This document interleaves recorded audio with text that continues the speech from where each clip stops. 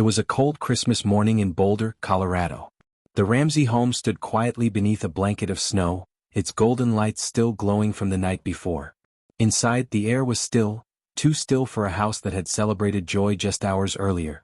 By the next sunrise, that same house would become the center of one of America's most haunting mysteries. A 6-year-old girl named JonBenet Ramsey, a child with a crown, a smile, and a future that glimmered, would be found dead in her own basement. Her killer was never caught. JonBenet was the kind of child that lit up every room she walked into. Born on August 6, 1990, to John and Patsy Ramsey, she was their second child, the youngest in a picture-perfect American family.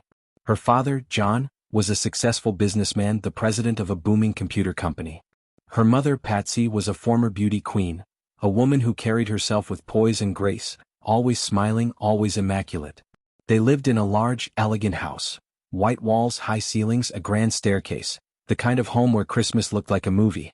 JonBenet was the princess of that world. She wore sparkly dresses, danced in pageants, and smiled before cameras with a confidence that was rare for a child her age.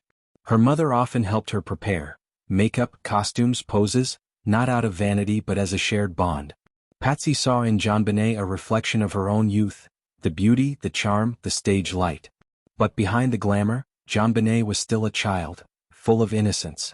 She loved her brother Burke, her friends, her bicycle, and the glow of Christmas morning. No one could have imagined that her last Christmas would end in darkness. Christmas night, 1996. December 25th began like any other holiday in the Ramsey home. Family, gifts, laughter. A dinner party at a friend's house. Neighbors saw them laughing, smiling, the perfect family. By 9:30 p.m. the Ramseys returned home. The kids were tired. JonBenet had fallen asleep in the car. John carried her upstairs, tucked her into bed, and turned off the light. It should have been an ordinary night, the last peaceful one they'd ever know. The next morning, December 26, 1996, Patsy Ramsey woke up early, around 5:30 a.m. She went downstairs, planning to make coffee and prepare for a family trip to Michigan later that day. But as she reached the bottom of the staircase, something caught her eye. A white piece of paper, 3 pages long, was laid neatly on the wooden steps. Patsy picked it up. Her eyes scanned the first line. Mr. Ramsey, listen carefully. We are a group of individuals that represent a small foreign faction. Her heart froze. The note went on. A rambling demand for $118,000 in ransom money, an oddly specific amount that matched her husband's recent bonus from work. It warned them not to contact the police, or their daughter would be killed. Patsy screamed. She ran upstairs shouting for John. They've taken her. They've taken JonBenet. Within minutes, the house was chaos.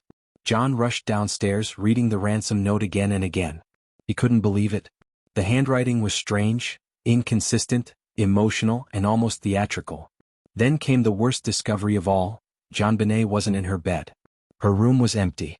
The Ramseys called the police, against the note's warning, and within minutes, officers arrived at the scene. What they didn't know was that this moment, those first few hours, would shape the entire investigation for better or for worse. Part 2, The House of Secrets. When the first officers entered the Ramsey home, they didn't treat it as a crime scene. They treated it like a kidnapping. Detectives moved around freely, touching surfaces, comforting the parents, allowing friends and family to enter the house. Evidence that could have spoken for JonBenet was slowly being erased. There was no sign of forced entry. No broken windows. No footprints in the snow outside the house. It was as if whoever took JonBenet had already been inside.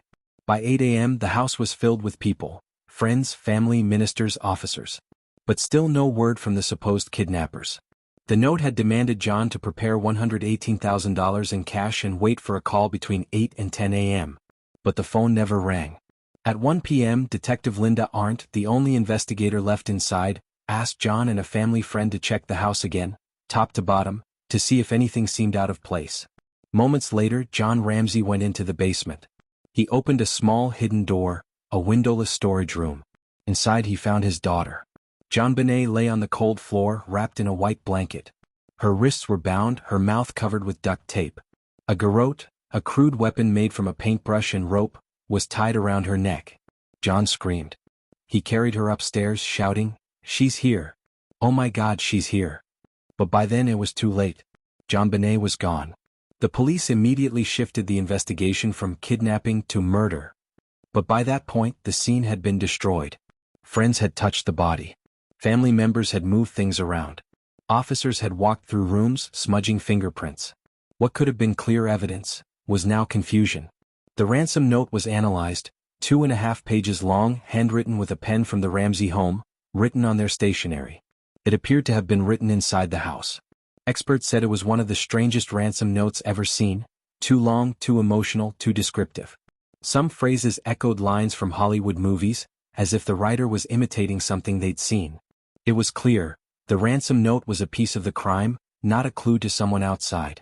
The suspicion began to turn inward. The investigation, the suspects, and the shadows that never left.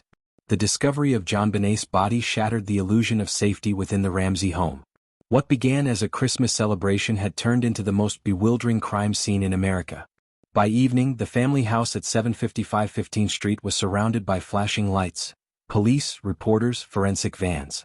The media had caught wind of the tragedy, and Boulder, a quiet mountain town, would never be the same again. Inside, the Ramseys were being questioned, gently at first, then with rising tension. Detectives noticed things that didn't fit. There were no signs of forced entry. The basement window, once thought to be a possible access point, had cobwebs that remained untouched. The snow outside was undisturbed. How then had a stranger entered the home and committed such a brutal act, without leaving a trace? The answer, some investigators whispered, might be that the intruder never needed to enter. The family under fire. Within days, suspicion turned toward the Ramseys themselves. Police began analyzing their behavior. Why had John carried the body upstairs instead of waiting for investigators? Why had Patsy written the ransom note on her own stationery? Why did their voices sound so calm in the 911 call, yet their stories seem rehearsed later? The public wanted answers. The media wanted a villain. By New Year's Eve, just 5 days after JonBenet's death, the Ramseys became the focus of every news camera in America. Television anchors speculated. Tabloids screamed headlines like, "Pageant Princess Killed by Parents?" and "Dark Secret in the Ramsey Mansion." But inside that storm, something deeper was unfolding, a tragedy within a tragedy.